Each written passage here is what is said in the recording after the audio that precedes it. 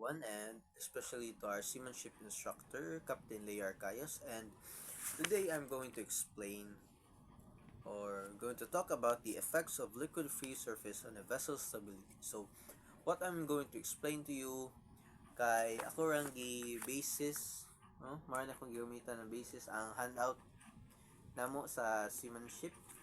So, let's get started. So, effects of liquid free surface on a vessel's stability.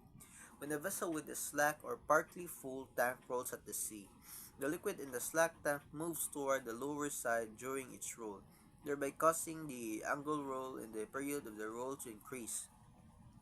Because the vessel behaves as if her metacentric height has been reduced, we say that a slack tank causes a virtual or imaginary loss of metacentric height.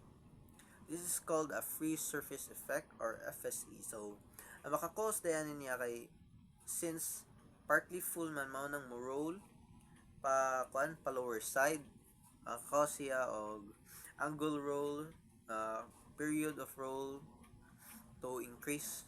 No? So the virtual loss of metacentric height can be calculated quite easily and is called free surface correction or FSC. To indicate whether the free surface has been applied or not, the metacentric or the GM before subtracting the free surface effect is called solid GM. And after subtracting the free surface effect is called a fluid GM. Stability calculations involving GM, metacentric height is a fluid. It is a fluid GM that is to be used. So, makalculate ako na siya and it will be called a solid GM and the fluid GM. No? So the free surface effects depends on the length and breadth or mainly breadth of the slack tank. The volume of a liquid in the slack tank has minimal impact. Kuno na ikuan which is from the free surface effect, no, magdepende ra siya sa iyang greatest length and breadth, but mainly breadth ra kuno, as what I've read here in kaning handout. So free surface effect of completely filled tank. So natay makita diri na picture, no. So when a fluid such as oil, water, etc. fills the tank, it remains stationary inside the tank and behaves like a static weight or solid weight. It has no adverse effect on the stability of the vessel, as there is no change in the center of gravity of the ship, as well as the center of gravity inside the tank does not change since filled man siya, no, puno, wala na kuan gamay or mabutan na to kung 100%, wala na 90, 100% na puno jud. So mo nang kuan ra siya, mo ra jud solid, dili maliho kung kuan ra jud na siya, di siya mapareha sa partially filled na mo roll pa lower, no, pa lower side or toward the lower side. It has no adverse effect on the stability of the vessel as there is no change in the center of gravity of the ship, as well as the center of gravity of liquid inside the tank does not change since filled compartment man siya or napuno. So let's move on to the free surface effect of partially filled tank. Makita nato dito sa picture na nabag-o jud ang iyang GM, no, metacentric height since partially raman siya, no, nya ang gravity ma-change na siya. A partially filled tank, also known as a slack tank, indicates that cargo or water partially fills the tank, wala jud na puno, allowing it to move freely inside. As the ship heels, the liquid moves toward the lower side of the tank, resulting in a free surface effect. Magana na siya, no? Kuan to siya or in visual explanation. Free surface effect changes the center of gravity of the vessel from G to G1, no? From the gravity to gravity 1. That's what I'm saying. So unsa kunoy maka-effect ani kuan effects ani niya sa stability kaning kuan liquid free surface, no? 1. Reduction in metacentric height. The free surface effect decreases the metacentric height or GM, making the vessel less stable and more prone to rolling. So kay wa man siya napuno ang tank, as what is read in here, kuan dili stable, no? Less stable, not unless if filled compartment siya or filled ang tank to 100% jud, manang mo stable ra jud, and kuan ra jud siya solid weight ra jud, di siya makaingon na partially siya, no? And kuan it's more and prone to rolling kay mo kuan baya mo towards baya by lower side ang kuan ang liquid, no? Loss of writing energy. The vessel's ability to generate a writing moment to counteract heeling is diminished, increasing the risk of capsizing. No? Stress po na ang capsizing. Mo kuan siya. Mabagtanga siya since dili man puno ang tank or dili kuan siya partially filled, no? Number 3, increased heeling or listing. Na siya mga kana siya stresses na siya, no, sa ship. Liquid movement amplifies the rolling or listing effect when the vessel is subject to external forces. And number 4, the last effects on its stability. Progressive instability. If the free surface effect occurs in multiple tanks, the cumulative effect can drastically reduce the stability, leading to dangerous situation. Kay ug kung ang mga tank kay mo occur ay ang mga tank ang free surface or ibutan nato kanang partially filled into multiple tanks, kay ang effects ko na niya kay magkumpul-kumpul, no? From the word cumulative, kanang accumulate, no? Mapundo and ma-reduce sa stability and mo lead into dangerous situation. It could be any kind of situation, no? Pwede yung barko malunod kay dili stable, kay na-reduce man tungod sa multiple tanks ang daghang free surface. So that's it, and Mr. Martiliano will be continuing the factors, mitigation, and consequences. So that's it. Thank you. So, good evening everyone, I am Cadet Terence D. Martiliano, and in this video, I am going to tackle about the factors influencing the free surface effect. So, these are the factors that influencing the free surface effect. So, first is breadth of the tank. For example, wider tanks increase the free surface effect as the liquid can shift more significant. So, ibig sabihin, pag malaki yung space ng tanke or wider tanks, so malaki yung space na nakukuha. While the partial part of the water, siyempre pag mag free surface effect, the liquid can shift often or mas parati siyang na-move kasi malaking space yung tanks. So next is level of liquid.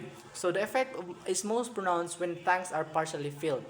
So the effect is most pronounced when tanks are partially filled. So ibig sabihin, pag yung mga tangke ng barko is partially filled, so siyempre may partial pa din na may space. So may time talaga na nagkakaroon ng free surface effect sa loob ng tangke, sa loob ng barko.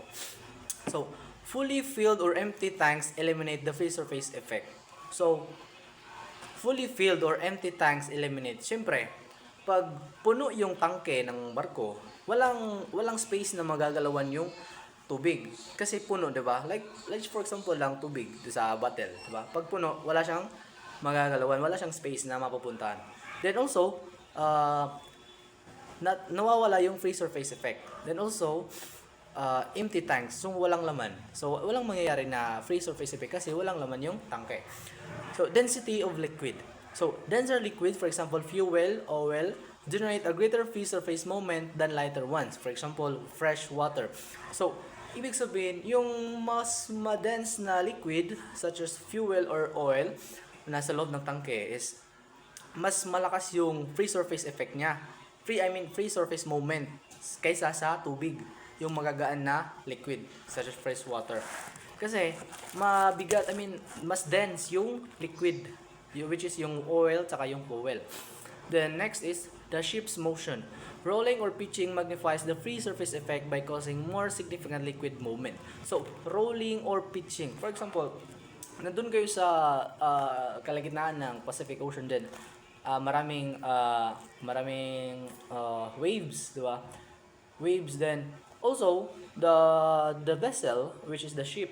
Siyempre pag nag-roll na then the effect of the effect will cause free surface effect sa loob ng barko. Kasi nga, yung motion ng barko magde-depend dun sa free surface effect. So, next, number and location of tank. Multiple tanks with free surface, especially those located higher in the ship, exacerbate the reduction in stability. So, ibig sabihin, for example, ang isang barko, marami yung tanke niya. Marami yung lagayan. Then, marami din yung free surface niya. Yung walang laman, like may hindi partially puno. Then, especially yung sa matataas na parte ng barko. Yun nagkakaroon ng reduction ng stability. Nababawasan yung stability ng barko. So, it will cause capsibility or capsizing. Then, next is mitigation of the free surface effect. So, tank management. Minimize partially filled tank. Prefer fully filled or empty tanks to eliminate free surface event. So, ito, mitigation of free surface para maiwasan or to just avoid this free surface effect. Minimize partially filled tank. So, just limited tanks na maliit lang yung laman, ganun, kung maiwasan. Then, prefer fully filled or empty tanks to eliminate the free. So, i-prefer nyo na puno yung tangke, tsaka walang laman. Diba? Next is compartmentalization.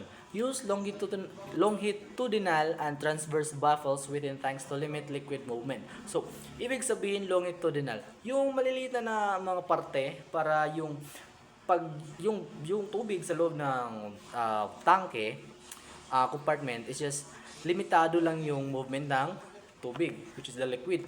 So, it's just a little bit of free surface pero hindi naman talaga maapektuhan yung barko. Next is stability calculation. Include free surface correction in stability calculation for accurate assessment of GM and stability margin. So, stability calculation. So, to calculate stability, you have to know the corrections in stability calculation para makuha yung accurate na sagot, then the stability margins. So, ballast management. Proper ballasting ensures the correct distribution of weight and minimize free surface effect in ballast tank. So, syempre, pag proper yung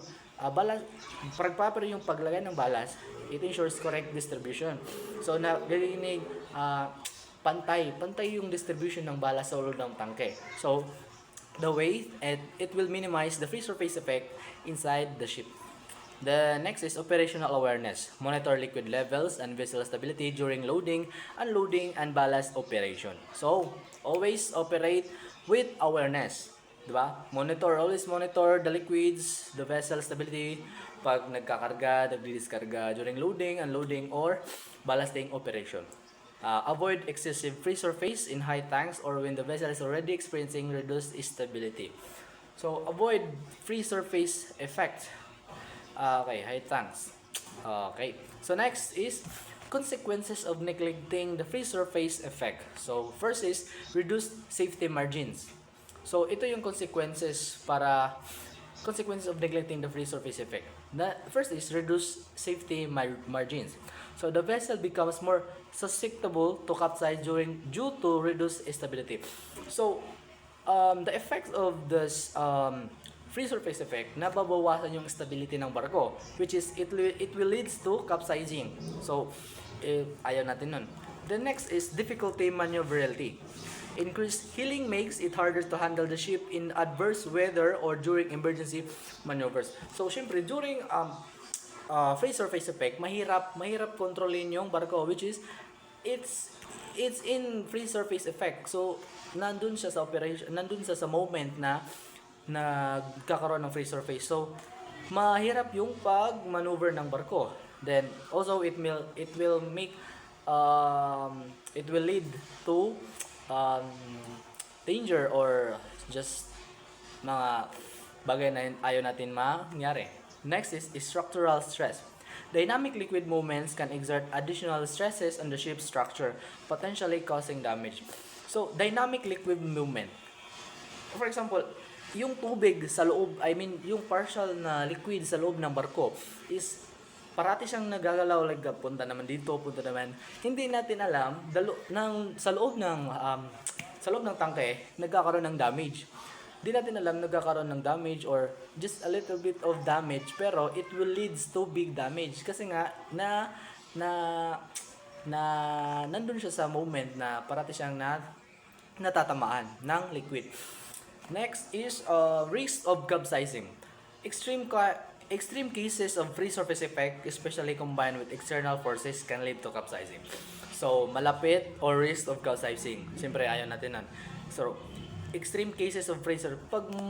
Pag parati na lang nagkakaroon ng free surface effect, tapos nalalagyan pa ng mga waves sa external forces sa labas ng barko, siyempre, yung vessel mo is magkakaroon talaga ng possibility na mag-capsizing. Also, it will lead to damage your ship. So, syempre, ayaw natin magkaroon ng danger sa loob ng ship because it's so very dangerous. So, and I hope I explained those topics, which is the topics is the effects of liquid free surface on a vessel stability. This is Cadet Terzi Martiliano, and thank you.